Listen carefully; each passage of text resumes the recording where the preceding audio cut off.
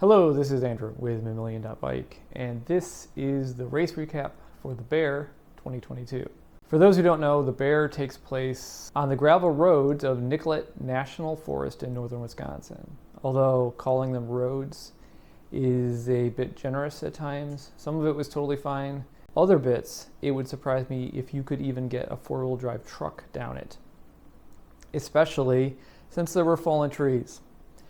It blows my mind that the organizers didn't drive the course with a chainsaw and clean that up beforehand, but I digress. As you can probably tell, both from the intro video and by looking at me, things didn't go quite to plan. But before getting into that, let's talk a little bit about the event. The Bear is organized as a fundraiser for the Leona Rescue Squad, which incidentally, I had the opportunity to experience firsthand. My EMTs were awesome. Alex, Rick, if you ever see this, thank you. I appreciate very much that you cleaned me up and got me over to the hospital. Also, a big thanks to whoever drove the ATV that came and got me. Unfortunately, my memory of that isn't awesome, so I don't remember the driver's name. Speaking of memory, my recollection of the crash that put me there just isn't.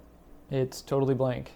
Fortunately, the GoPro was going, so we can sort of reconstruct what happened alongside the normal highlights from the parts of the race that I participated in. I have mixed feelings about the way the event was organized.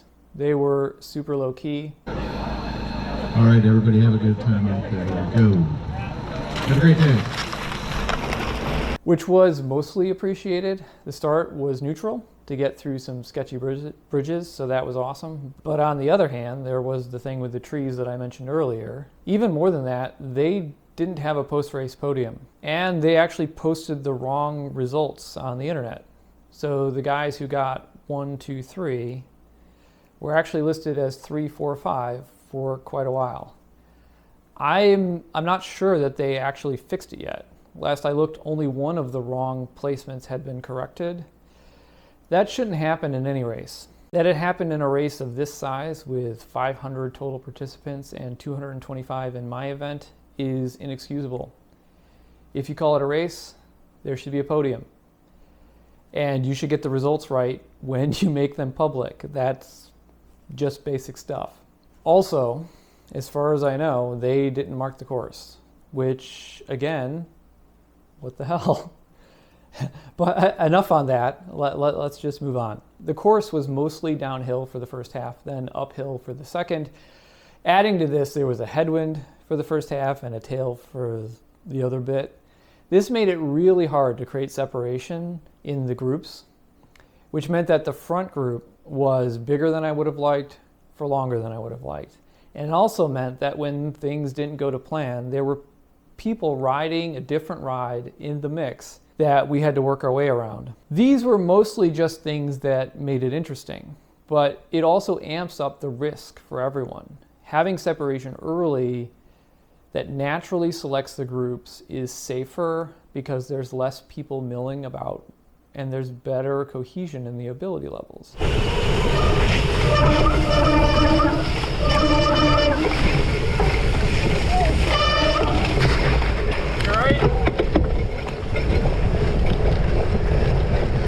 So just something to be aware of as we look at the race videos. As I mentioned, the course was poorly marked. Let's be generous to the organizers. So we got off course about 28 miles in. It was inconvenient, but not an insurmountable problem. This is where it would have been nice to have more separation earlier, so there weren't as many people on the trail/road when we needed to catch back up to the front. This was also a place where some of those downed trees didn't help either. All in, it took about 4 minutes to catch back on, but after that I was coasting, trying to stay 4 or 5 wheels back, not work too hard. Basically, my goal was to only do as much as I needed to ride near the front until we got to the uphill tailwind bits, then be ready to cover the moves that would come as the terrain changed. Obviously, I didn't make it that far.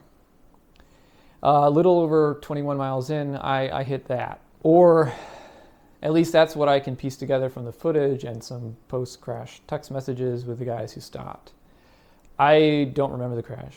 the minutes before it, or really anything until about 35, 40 minutes later.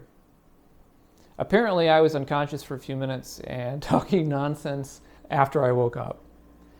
I guess hitting the floor at 25 miles an hour will do that.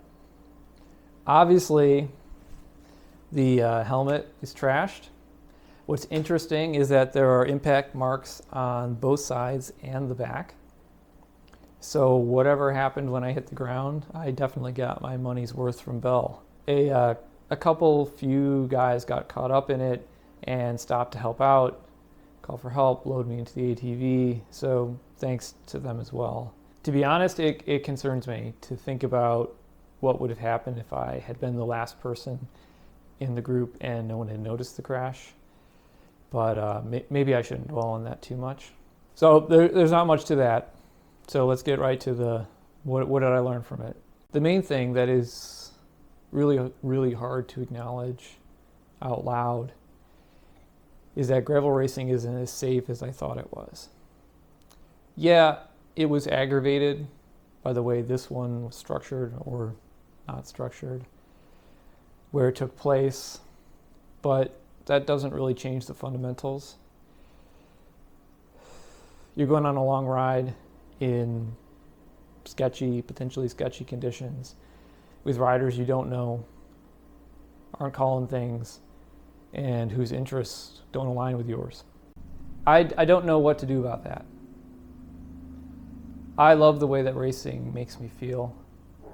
I love the motivation it provides to get on the bike and suffer on days I don't feel like suffering. I love the planning, the testing, the tweaking, the analysis, both before and afterwards. But I also don't want to die doing it. That's fairly macro, but there's also a micro takeaway that is much easier for me to work through. In this ride, the inconsistency in trail conditions was probably the biggest issue. Most of it was totally fine, or at least most of what I saw was totally fine. Then it would get super sketchy, like trees across the road, or giant holes scattered all around, or the little hole in front of a big rock that took me down. I allowed myself to have too much confidence in my ability to see hazards and react in time. Obviously, that didn't work out. Here too, I'm not quite sure what to do about that. Maybe the answer is to be more selective about the events that I do. But it's really hard to know that going in. Looking at the satellite images for the road beforehand, they looked like well-maintained roads. So I'm really struggling on what to learn from this. But maybe that's the thing I should take away. There's only so much you can do. There's only so much you can control. Which unfortunately leaves me in an uncomfortable place. Do I write this off as one of those random things that can happen anytime you get on the bike, or I guess anytime period?